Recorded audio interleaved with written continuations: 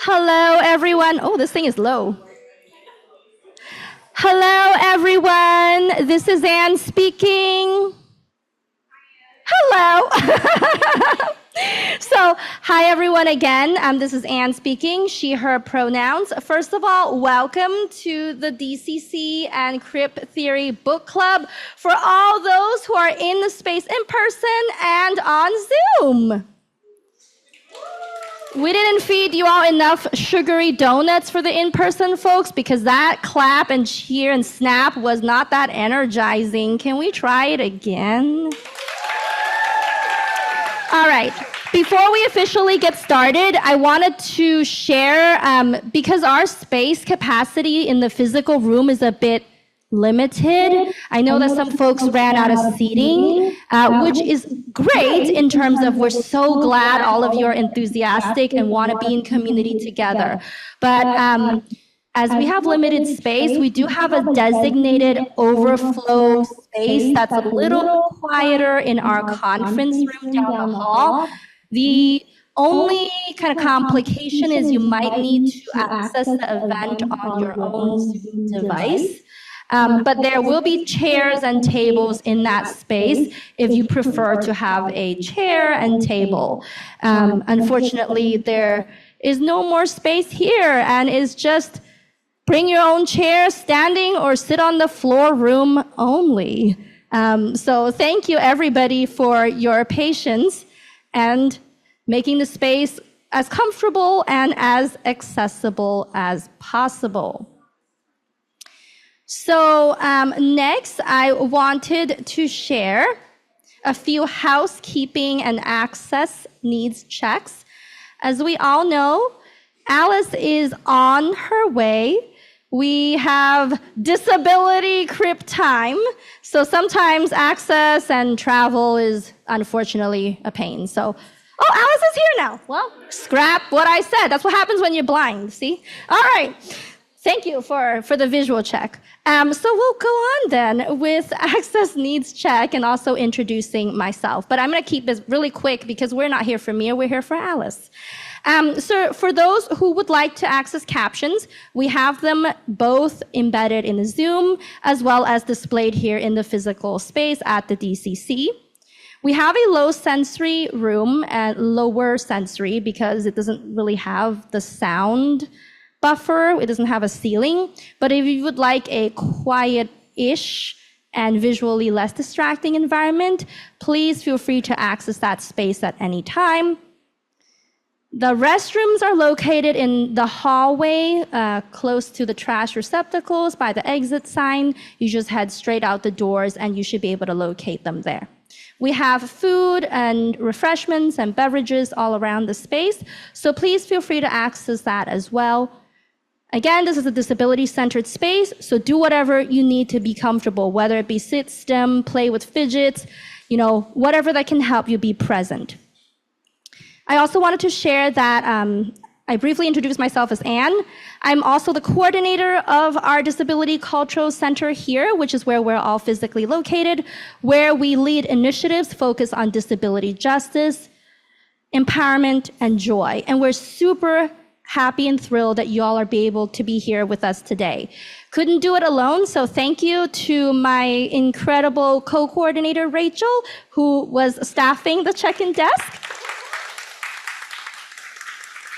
And also our incredible student, staff, and team, without which we wouldn't have the energy, the momentum, the disability lived experience, expertise to make all of these events happen. So thank you to everybody. And all of our collaborators as well, including the Minor and the Wellness Fund.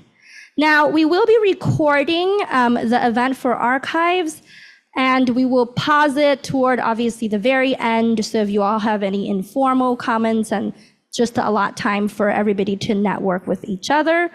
In addition, we have a student photographer floating around the room to also document the moment and our community time together. If you do not wish for your photo to be taken, please retrieve a round circle sticker from the front desk, place it on your shoulder or somewhere visible so that the photographer will know not to capture your likeness in our images. I also wanted to do a brief land acknowledgement.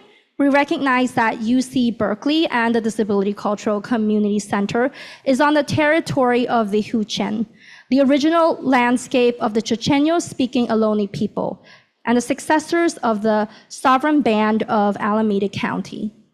This region continues to be of great importance to the Muwekma Ohlone tribe and other familial descendants of the Rona band. It is vitally important that we not only recognize the history and the land on which we are on, but also we recognize that the Muwekma Ohlone tribe are alive and flourishing members of the Berkeley and broader Bay Area communities today. Thank you, everybody. So, as I mentioned, we're super excited to be collaborating with the Disability Studies minor, who is also one of the co-collaborators and hosts of this event. So thank you, minor, for also sponsoring some of the refreshments along with the Wellness Fund. This is a conversation that we're really eager to have between one of our student staff, Jordyn, who conceptualized the Crip Theory Book Club. Sorry, Jordyn, to put you on blast. And of course, the incredible Alice Wong, a disability justice activist, writer, editor, and cultural producer that we all know and admire.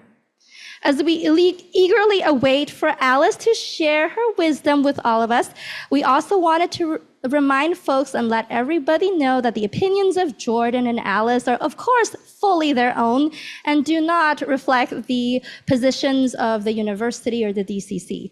I have to give that a disclaimer. It is my pleasure now to introduce Professor Emily Nussbaum, who is a faculty member of the Disability Studies minor and one of our really dearest and strong collaborators, who will be framing and introducing the rest of the event. Thank you, Emily.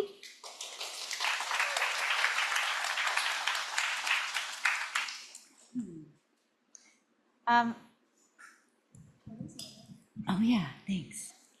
Can you put my glasses down for me? I can't read them. Just hold on to them. I can't read my phone. All right, can you hear me?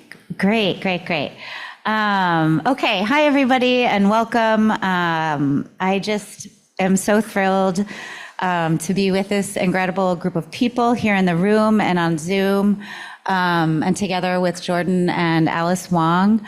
I just want to quickly thank Rachel, Anne, Jordyn, Melissa, Shanice, and Melina, and anyone else here at the DCC who helped with the planning, coordination, and setup. And also thanks to Laura Straponi, who is the current chair of the Disability Studies minor, for co-hosting. My name is Emily Nussbaum. I have the honor of being an instructor in the Disability Studies minor. I teach the required introductory course, so I get to meet pretty much every student that comes through the minor, which is like such a gift for me. I use she, her pronouns. I identify as having non-apparent disability. And right now I have dark wavy-ish hair pulled back, and I'm wearing a denim blazer and a black top.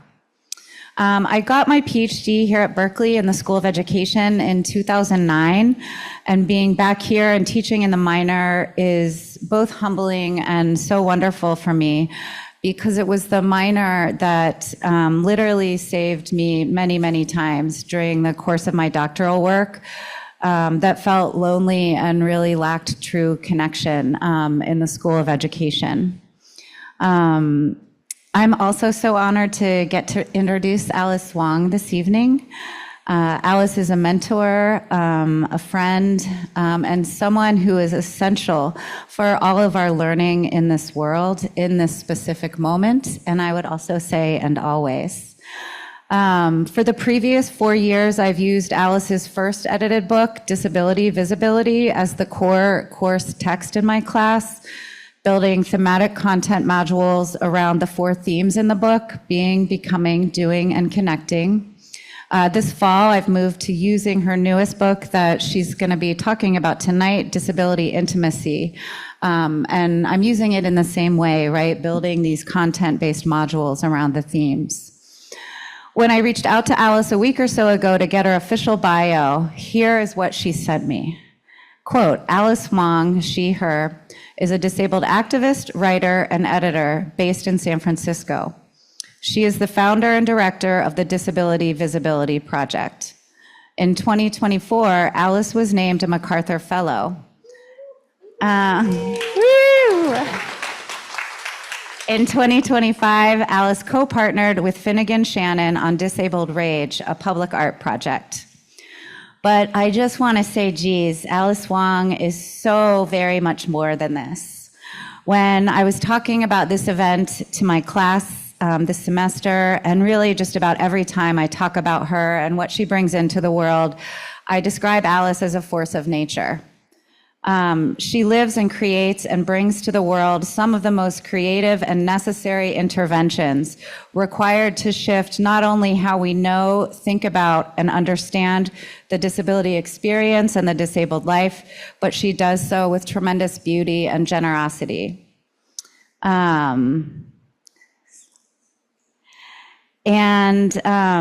I refrain from using the word inspiration, especially in spaces like this, but Alice is so many things because she lives all of the things that she writes about, that she promotes, and that she asks each of us to do.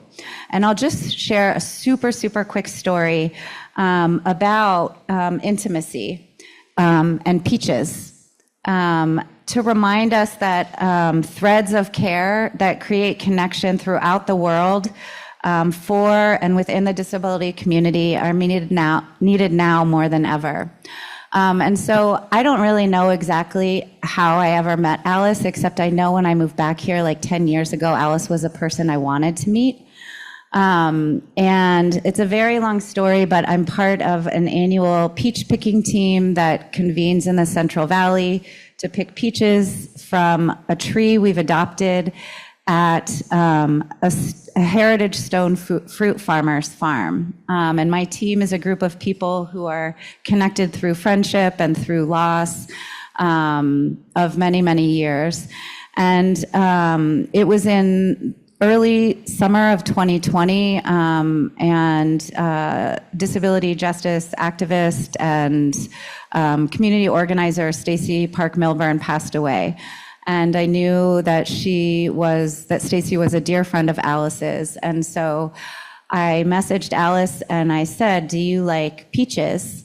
And I still had some peaches in my freezer from the previous summer, and I made a peach pie and I took it over to her house. And, you know, it was a time we were all masked and like distance, passing something off to somebody outside on the sidewalk.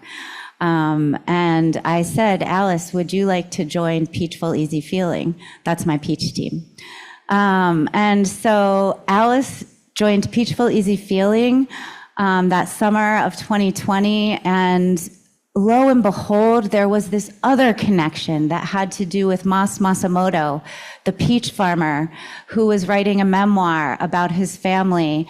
And there was a piece of a part of his family story has to do with disability and the incarceration of Japanese Americans during World War II. And little did I know that Mas was an admirer of Alice Wong, and reached out to Alice independently and asked for support and help with shaping the story about his aunt with disability. So that story makes me think about the ways that intimacy happens, right? And it can happen, you know, we tend to think of it through like love or sex or that kind of thing, but it happens in all kinds of ways. And for us, it happens through peaches.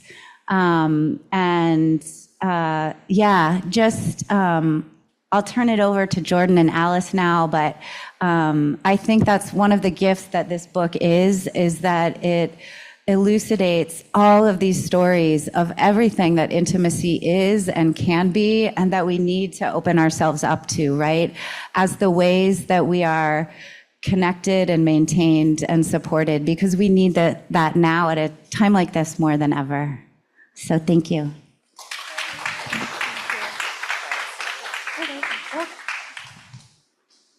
Okay, I think we're going to take a quick minute just to set everything up really quick. So 2-minute pause, guys. Hello, everyone. Sorry. We are officially going to get started now. Let me just turn the slide. There we go. Okay. So welcome, everyone, to Shelf Care, a Crip Theory book club. This month we are talking about disability intimacy with the incomparable Alice Wong. And woo, yes, woo!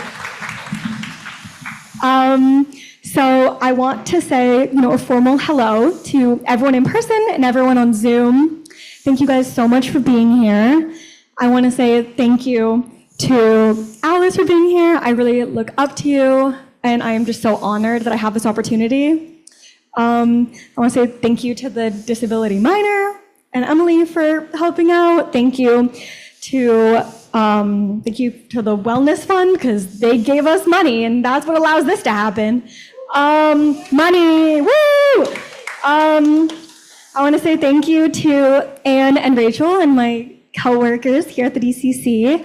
Thank you guys for your support always. Thank you for helping to make this little book club something real.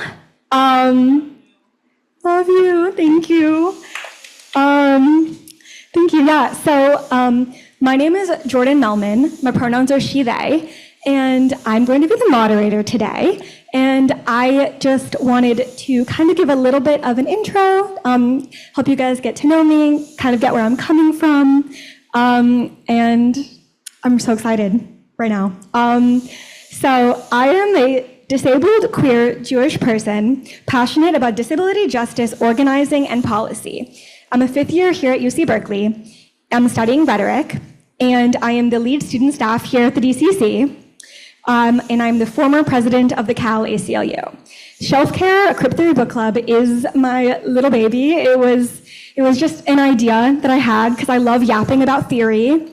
And the first couple meetings were just like 2 or 3 people in a room, and I was just yapping. And I kind of can't believe this is happening right now. Thank you guys so much for being here. Thank you guys for being part of my little book club. Kind of more introduction. So Crip Theory Book Club is really not meant for anyone to be mastering theory, even though it's called Crip Theory. It's really about being in community, learning from one another. And I really hope that this is an opportunity for everyone to learn and listen and be together.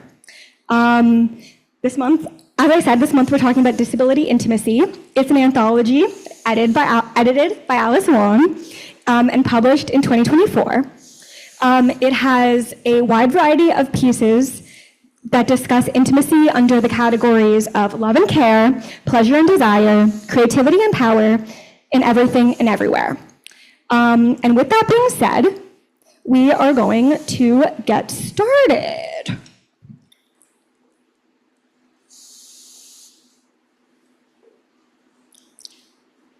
Okay, so my first couple of questions are kind of just looking at the book in general. First question, in the introduction of Disability Intimacy, you write about wanting the entire dumpling cart of intimacy. What does that mean for you? Where does this tie into your hopes both for yourself and for disabled readers? Thank you for the lovely introduction, Emily. You can read more about Peaches and Emily in my memoir, Year of the Tiger. Before I start, I just want to say hello and thank everyone who helped put this event together. Oh my God, it's fucking hot. Well, actually, we are fucking hot, right? Yes. Woo. I am a non-speaking Asian American woman who is wearing a black shirt with a floral print. Most of my book events have been virtual, so it's nice to be here with everyone. After the event, I am happy to sign any books. Woo. To answer your questions well, I am talking about my desire to be a hoe and enjoy everything the world has to offer. It's funny, I feel like I am at my peak now rather than in my 20s or 30s. I'm 51 and I do not feel like an older person or an elder in our community, even though I am considered one. And I guess this also means I hope the readers get to the point in their life where they feel free and they feel deserving of everything. It's taken me a long time to get to this point. I'm quite excited about entering my Hoira and welcome others to join me. Ha ha. Thank you so much. However, for real, I love that so much. And honestly, age is a social construct. You're so real. Okay. Sorry. Okay. What does it mean for you to redefine something like intimacy? Is there something that helps you see when an existing definition isn't working for you and you need to change it to fit your needs? I'm not into creating new definitions because any definition is somewhat limited and narrow. I'm more about showing the range and nuances of intimacy and using these stories to provide a rough sketch of what is possible. I do not claim to know everything about intimacy, nor do I claim to be able to paint the full picture. These stories are just the tip of the iceberg. Every book has its limitations, but it can guide us to want to seek out more stories. I had a good intuition, that disabled writers are capable of redefining intimacy or showing by telling through their stories. I have my own ideas, but as an editor, I want to make space for other disabled people to share their ideas and their stories. And part of the magic comes from selecting the right authors. I'm really lucky that I know a lot of these contributors personally, and the ones I don't know, I introduced myself and shared some of the themes of the book. I do my homework and research a bunch of writers, and by curating these stories I get to show how wonderfully fluid and amazing disabled intimacy is. Thank you so much for that answer. I think all of us are really just so honored that you made this book happen in terms of what you were saying about selecting the right authors and getting to know them. And I think I personally really loved reading this, and I loved all the pieces. And yeah, I really agree with everything you had to say about, tip of the iceberg and exploring new thoughts. Thank you so much. Okay. For those who may not have read the book, how do you define intimacy? Where do you see it in our daily lives? In the introduction, I did not define intimacy because I didn't want to. I'm not an expert, and I wanted this book to invite readers to think about intimacy and for them to make up their own minds. Being open and flexible is important to me, and I don't want to impose my own interpretation of what intimacy is, but rather show just a small sample of the brilliance and variation of disabled perspectives on this subject. And I really want to expand the idea of intimacy as something other than romantic love. If you do a Google search for the term disability intimacy, the first few pages of results are all about heterosexual sex and the sexual dysfunction of men with spinal cord injuries. How ridiculous is that? Disability is so often associated with rehabilitation and the need to regain function, which is so limiting, and to associate intimacy with sex is also very limiting. And this is still the way most non-disabled people view disability, which I want to subvert. For myself, intimacy can mean a sense of closeness and trust. Intimacy can also mean tenderness and affection that doesn't have to be romantic. I see intimacy everywhere in my daily life and perhaps in yours. I am a proud cat parent of 2 cats, Bert and Ernie. I feel such love for them that my chest bursts. And intimacy can involve the self, our relationship with ourselves, and this is something present in every day for me. My thoughts, my feelings, my inner monologue is omnipresent and something that guides me. I trust myself and feel secure, and that is a result of the intimacy I have with myself. And there's the intimacy we have with the people around us. whether it's physically present with us or remotely. Even if you have an acquaintance that you're not close with, there can be moments of intimacy when maybe there's a meeting of the minds that's fleeting. Intimacy is possible everywhere, and perhaps it's up to us how open and receptive we want to be for these moments. Thank you so much. That was a really beautiful answer. I really love what you said about intimacy with yourself. And I feel like that is something that all of us should definitely carry with us. And I feel like we talk so much about loving other people, but loving yourself is so important. And thank you so much for that.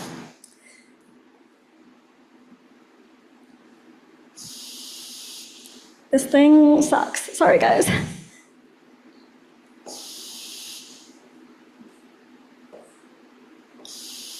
Why does it hate me? I'm sorry, guys. Technical difficulties. There we go. Okay. Why care? What about this current stage of your work, or perhaps in American history, necessitates a book of essays on intimacy, love, care, and desire? Intimacy and care are two separate but related concepts. Sometimes care can create a sense of intimacy and sometimes not. I am a recipient of personal care for much of my life, and it makes me think about how in these relationships that a kind of intimacy occurs.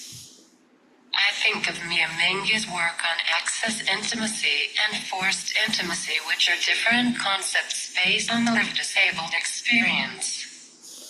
And Mia has a beautiful essay in the book that I recommend reading. I have a very expansive view of intimacy, and that is reflected in the kinds of stories in the book. One of my goals for the book is for readers to reflect on their relationship to intimacy. Let's use our imaginations and have fun. Let's experiment. Let's take risks and discover other forms of pleasure. Let's listen to disabled people and what intimacy means to them. By listening to disabled people, you are valuing their wisdom, which I don't think is centered in our society. I learned a lot as I read these powerful, tender, beautiful essays. It confirmed to me how innovative disabled people are, since we live in a non-disabled world. I think the world needs us. We have the answers to so many problems of our time. I am totally biased, but I don't think there's a book out there like Disability Intimacy. And I don't want it to be the only one. I want a ton more stories out there that push the boundaries, that present new and interesting perspectives. I hope this book helps people feel seen. While this book is for everyone, I edited it with my people in mind, because I am accountable to them first. I'm currently working on my third anthology, Disability Vulnerability, and that is exactly what we need in these fascist times, with the Trump administration creating so much harm to the disability community. I hope this upcoming anthology will be a balm to disabled people and act as a mirror to the many threats that put us in such precarity. Snaps to the importance of disabled wisdom in the Trump administration right now. For real, for real. I am so excited to read Disability Vulnerability someday. That would be cool. Maybe another book club. Yeah, thank you so much for that really beautiful answer. So now we're going to zoom in a little bit on certain sections of the book. First, we're going to zoom in on everyone's first association with the word intimacy, romantic intimacy, and sex. So with that, okay. How do we, as a disabled community, encourage sex positivity without making people feel pressured to talk about their sex lives, particularly because there's so much fetishization and stigmatization out there? I wrote an article about a year ago for Archer magazine about pleasure, and I shared a ton of personal details. But I wanted to share that information because it's been something I've been wanting to write, and it was the right time. I shared a lot about my own feelings of shame, and it was one of the most difficult things I have ever written, but I'm glad I did it. That said, I hate people who ask invasive questions and believe really strongly that non-disabled people should respect the privacy of disabled people. If I get questions like, if I can have sex or if I date, I usually say none of your fucking business. Non-disabled people need to do the work. It shouldn't be at the cost of a disabled person's privacy. There are tons of books, memoirs in particular, by disabled people on dating and sex. People can recommend certain books to the questioner, such as Disability Intimacy, which isn't a 101 kind of book, if they want to perform that labor. I think so many disabled people are asked to do a lot of physical and emotional labor, which is something I am trying to manage and avoid. It's hard. Many of us are conditioned to be nice and be an advocate when maybe we shouldn't have to. One day I want disabled people to have the freedom to be mediocre, to slack off, to do anything they want. Right now there is a lot of pressure to perform and conform, and it's so damn exhausting. I think we can still be sex positive by just living our full lives and sharing the work of disabled people on this subject if they want, of course. Unless you're an advocate or sex therapist or some sort of professional about sex and sexuality, any lay person should not have to answer shitty questions about their sex lives. It's really a failure of the imagination of non-disabled people who cannot expand their ideas of sexual expression that they ask such bitch basic questions like that. In many ways, that's why I edited Disability Intimacy. I want to introduce them to the dim sum cards of intimacy where everyone can feast from. It just blows my mind how low the bar is, and we have to prove we are as human as they are, and that's why I get super salty, because those microaggressions accumulate and take a toll on one's sense of self. Thank you so much. I really agree with what you were saying about emotional labor. I think that speaks to a lot of marginalized identities in the labor of having to explain yourself and educate other people that is not deserved. And I think that is so important to talk about. Thank you so much for mentioning that. And honestly, thank you so much for what you were saying about mediocre lives. Honestly, living your life, that is so radical. Thank you so much.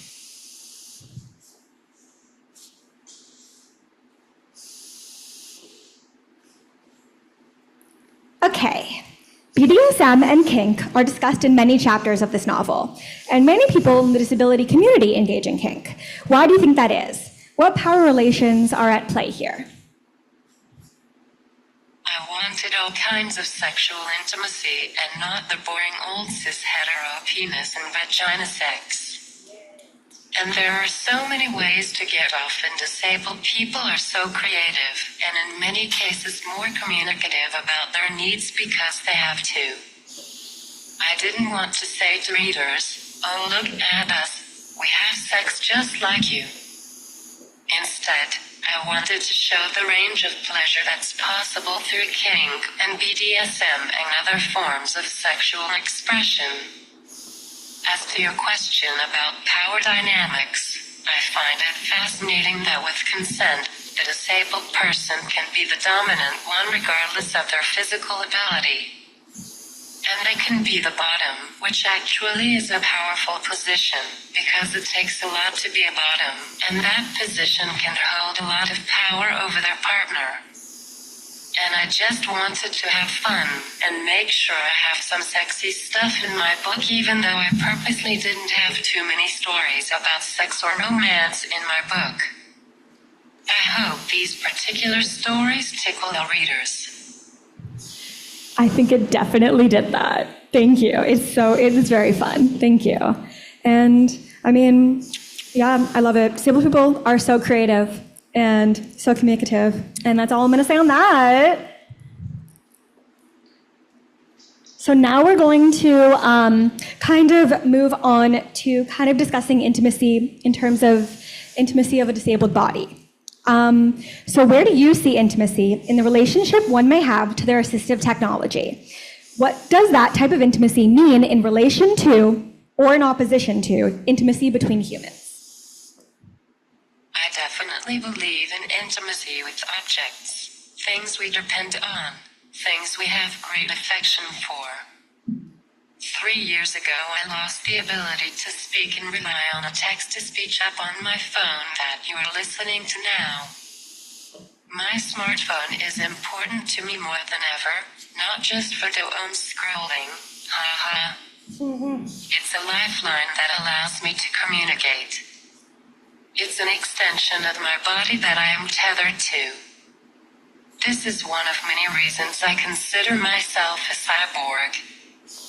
And this is the same for my wheelchair. It's definitely part of who I am.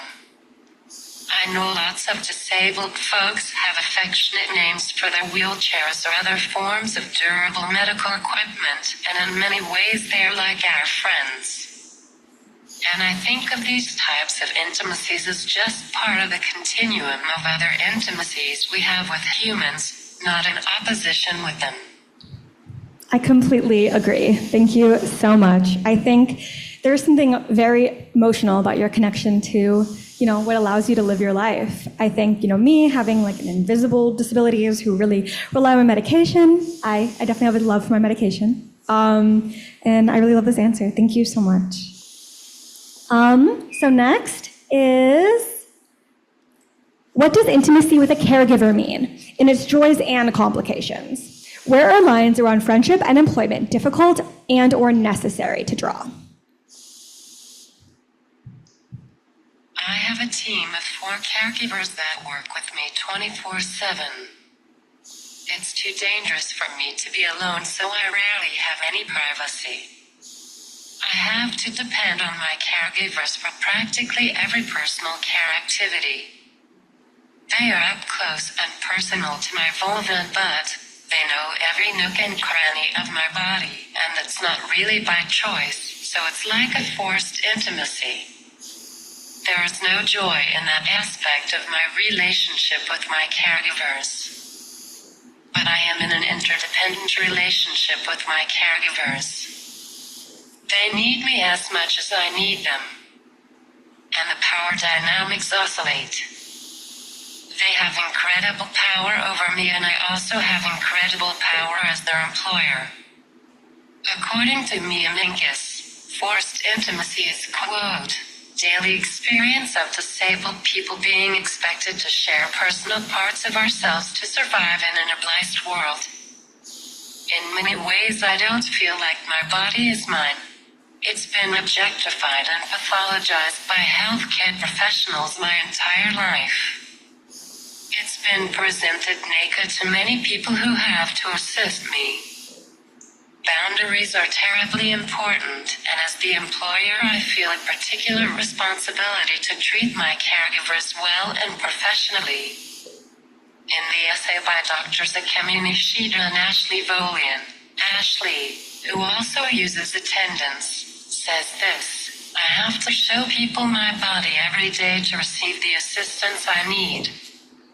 I have to be vulnerable in ways that other people wouldn't even dream of.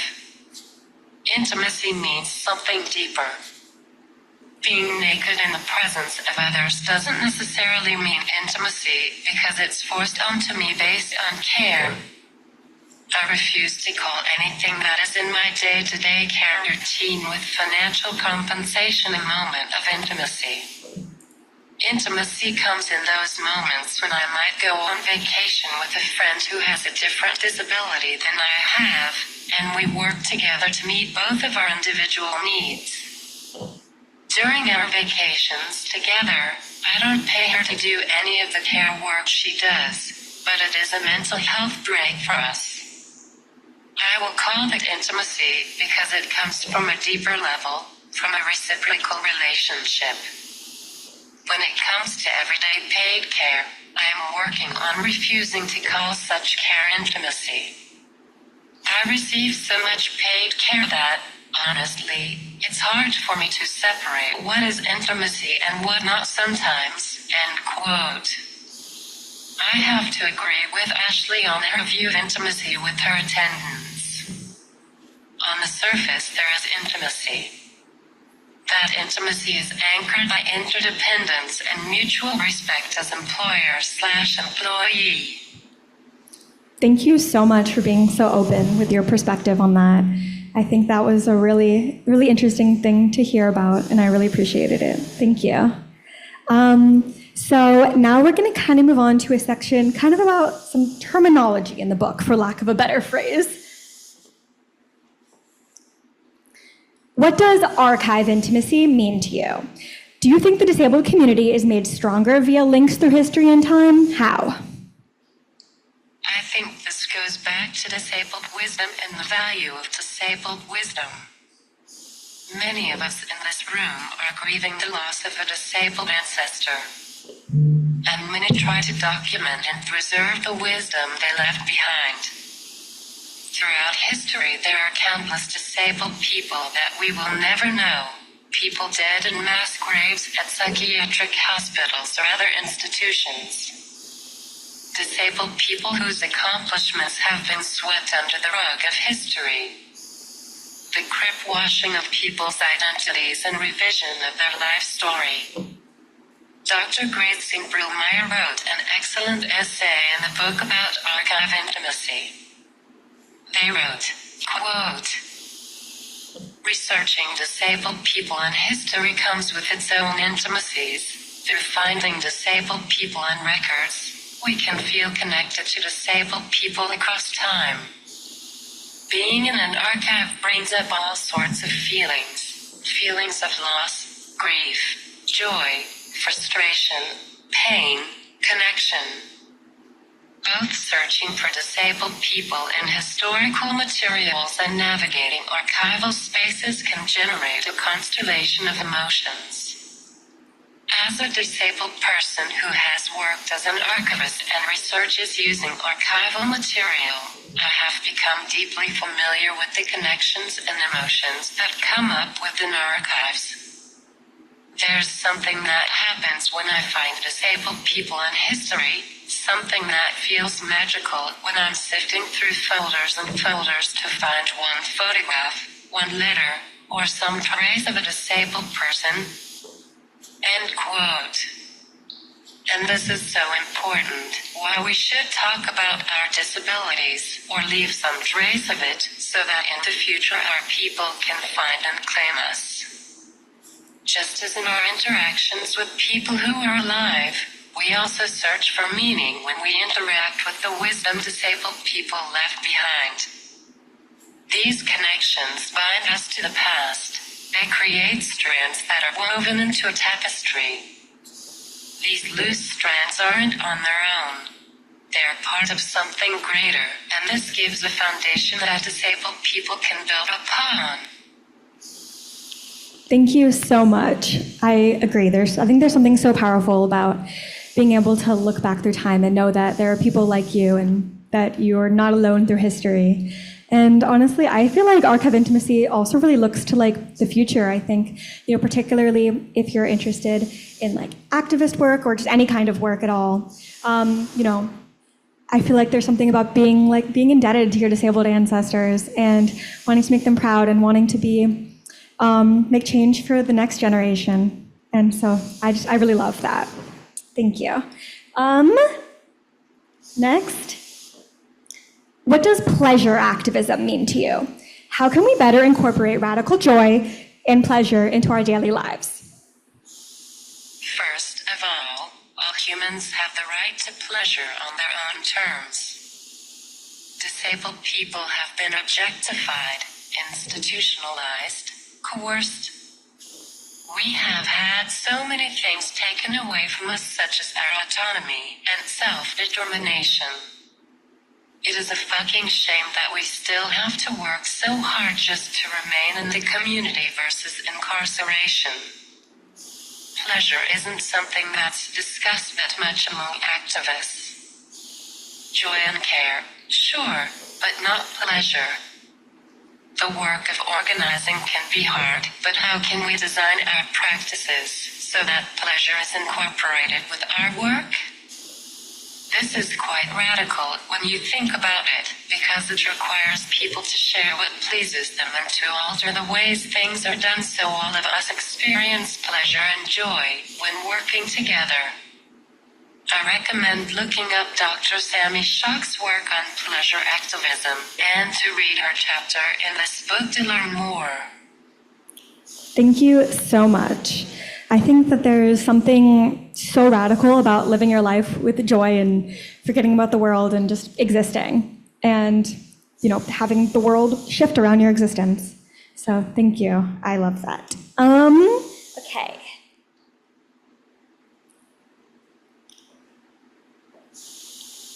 This board does not want to change slides, guys. Fighting for my life here right now. Okay. Why is it important for disabled people to have other disabled people around them? What do we gain? I think there are still many disabled people across the country who are isolated, whether it's from internalized ableism or physical barriers such as living in rural areas. I moved to San Francisco to go to grad school and almost went to UC Berkeley. Can you believe it? I compared the sociology department here to the medical sociology program at UC San Francisco, and I decided on UCSF. I was starved for community, being raised in Indiana, where I was often the only Asian American or only disabled person in most situations. I knew there was a better life waiting for me out west. I wasn't sure what it would look like, but I knew it existed. Becoming part of the disability community in the Bay Area was a lifeline for me. I gained friendships and learned so much. But I don't want to impose that on others or assume that it would be positive for disabled people. Maybe there are disabled people out there who are just fine in an obliged society on their own. Some of those people are probably privileged and feel immune from discrimination. Who knows? I can only speak to my own experiences, and it's been immensely wonderful to have disabled friends who get it, and they are often the ones who show up and are there for me when I need support or just someone to listen. There is so much disabled wisdom out there that is invisible and undervalued. And much of my work as an editor of anthologies or publisher of essays by disabled people for my website is my attempt to document as much disabled wisdom as possible. Thank you. I think I speak for everyone here when I say that we are so glad that you are here and you made it out west. And yeah, no, I really relate to what you said. I think, for me personally, finding a disabled community here at Berkeley has definitely altered the course of my life and my plans for the future. And it really has meant everything to me. And being here in the DCC has meant everything to me. So yeah, I feel like I really agree with you. Thank you so much.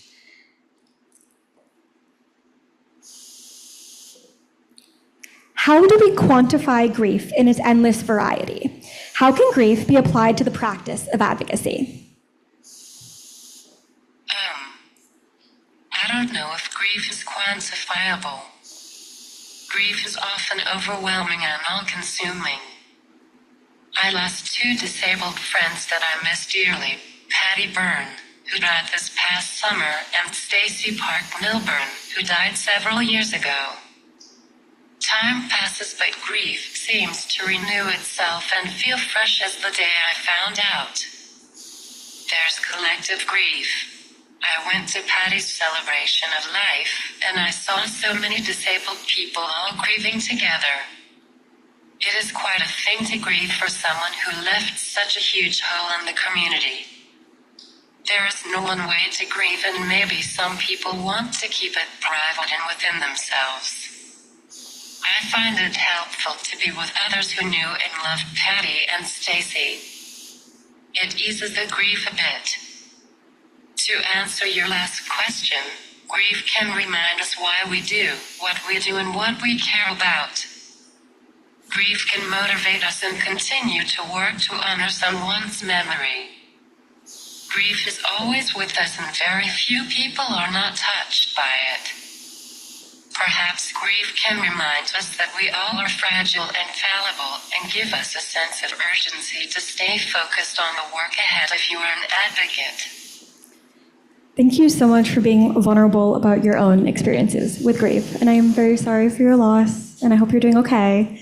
And thank you for calling out my question about grief not being quantifiable. Thank you. I think that there's something just so powerful in grief as like a political act, in that, speaking someone's name, refusing to let their memory die, is refusing to allow our systemic oppressive institutions hide and obscure important lives that have since been lost. And I think speaking that name is so radical. It's refusing to allow our normative society trample on and hide that person.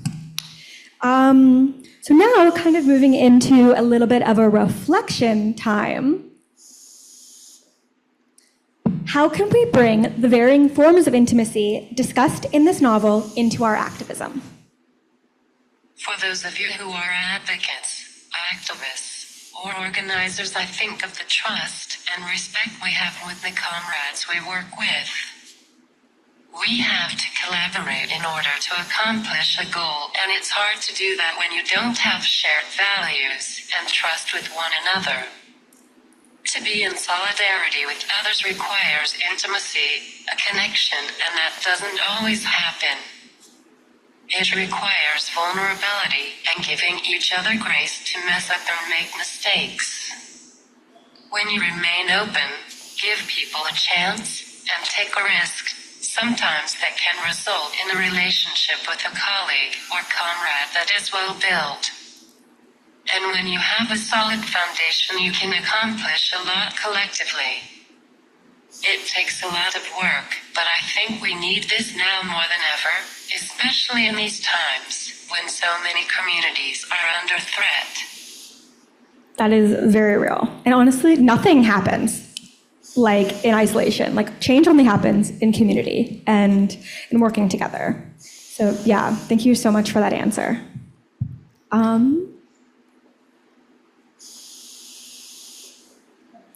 What do you see for the future of disabled people? What are your hopes?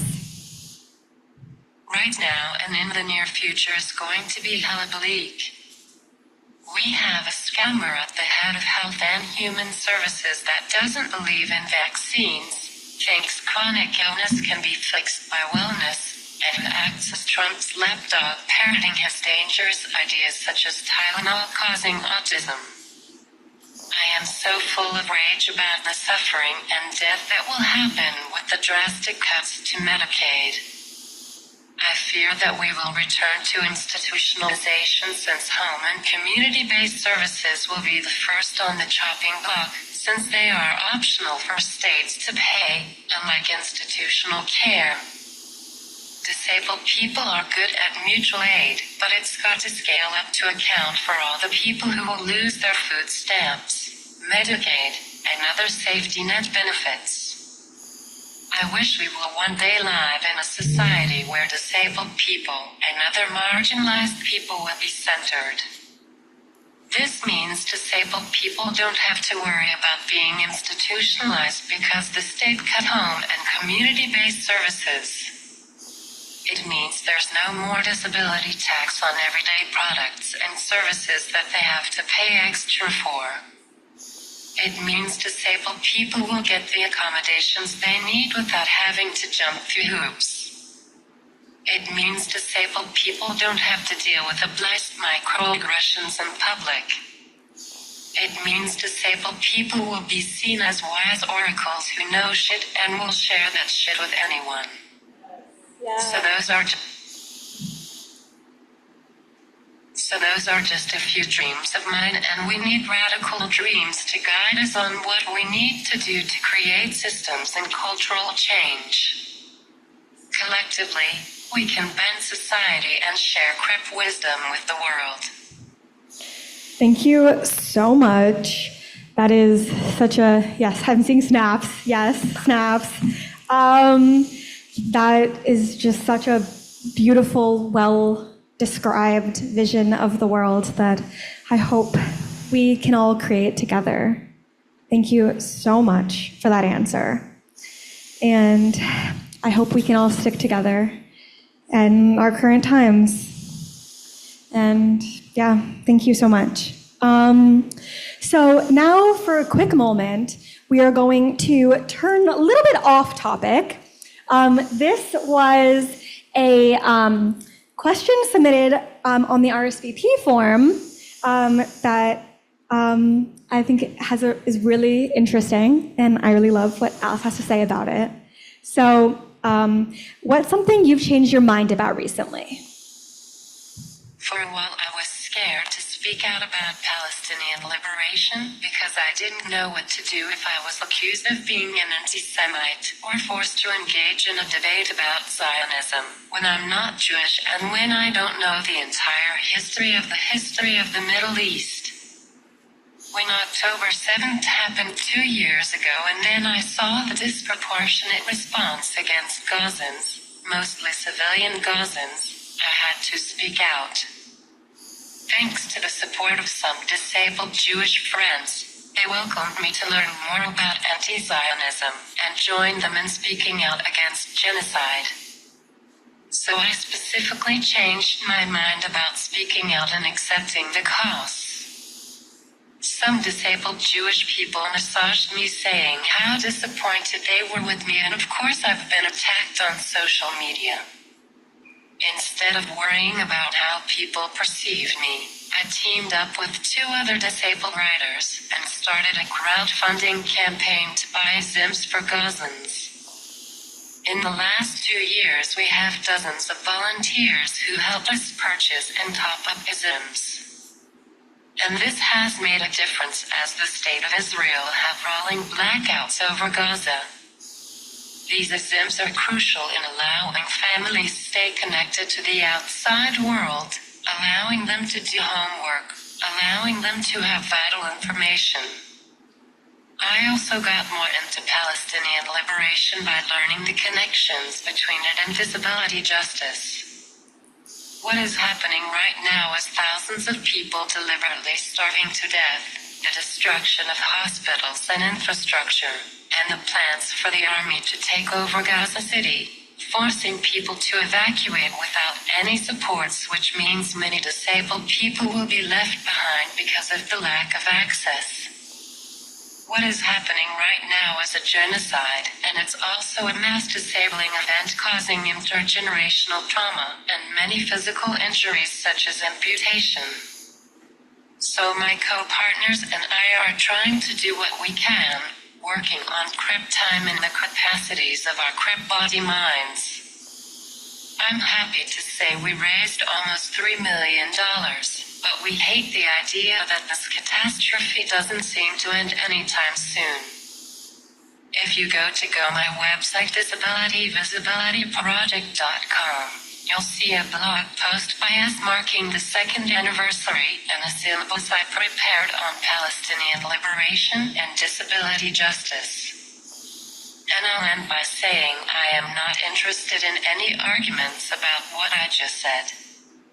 I believe in free speech, and I'm appalled that schools like UC Berkeley share information about students suspected of protesting and anti-Semitism without a chance for students to respond to these claims. I hope all of you will protest in support of your constitutional right to gather in public and protest, and more importantly, dissent.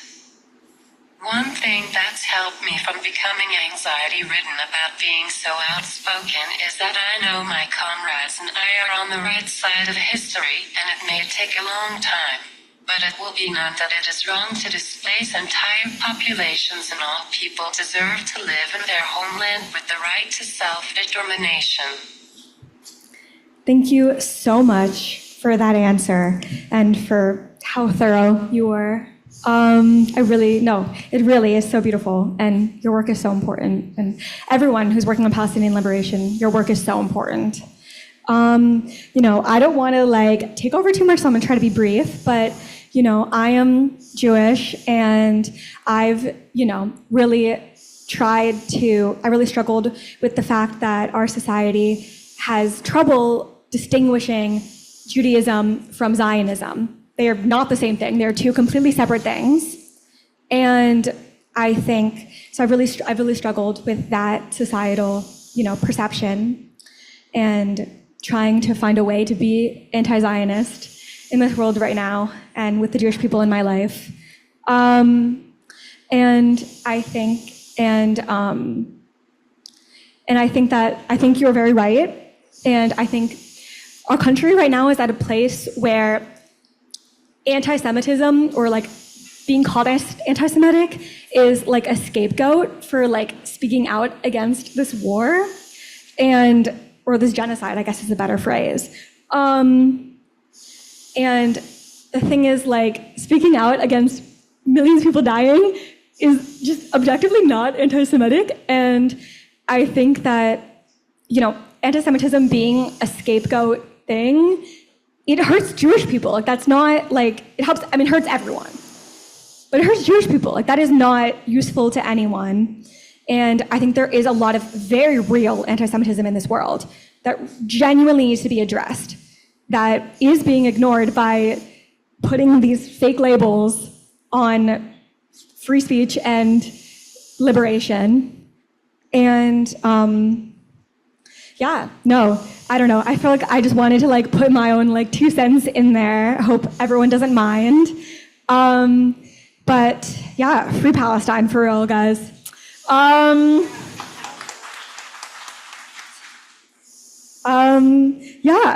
So now we're gonna get to our last question. Thank you guys for being part of that little detour. We're turning it back to the book now. So our last question, I think, is particularly relevant given that a new book, Disability Vulnerability, is in the works. And so this is kind of a question about the process of making an anthology. How did the process for creating disability intimacy differ or overlap with the process of making disability visibility? I started on Disability Visibility in 2018, and I was such a different person when I started work on Disability Intimacy in 2022. Each book took about 2 years. With the first book, I had no experience with the production process, and it was a steep learning curve. I wasn't as ambitious, but I know Disability Visibility is a good book and a great introduction to disability culture. With the second book, I focused on a theme, and people told me the quality of writing was much higher compared to the first one. I definitely got a lot out of both books. I learned a lot from both. For example, the stories in both books are the tip of the iceberg. There are so many other stories out there by people who need to be recognized. I want to do so much more, but I am one human with her capacity overloaded. My other takeaway is the difference it makes to have a disabled editor working with a disabled writer. It doesn't matter if they have similar disabilities or not, but there is an understanding and access intimacy that occurs in this relationship. It is such a privilege that these contributors put their trust in me, that they feel safe to be vulnerable and authentic. And it motivates me to help make their work shine, to draw out new ideas and perspectives. I think that's what sets my books apart from other anthologies by disabled people. Thank you so much for that answer. And I know you said that you feel really honored about people being willing to share their stories and trust you, but I think it's fair to say thank you for creating that space for them to write those stories and to share them. And thank you for continuing to create that space in disability vulnerability, not even knowing anything about what it's going to be in. Thank you for creating that space again. And I do hope that everyone takes the time to hear as many stories as possible, whether they're in your anthologies or not. Thank you so much for all of your work, for real. And with that, Thank you for having me. It's been a lot of fun.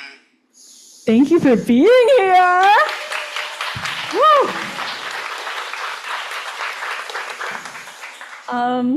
Yeah, so thank you everyone for bearing with us. Crip time, technology, lots of questions. I really enjoyed this conversation, and I really hope you guys did too.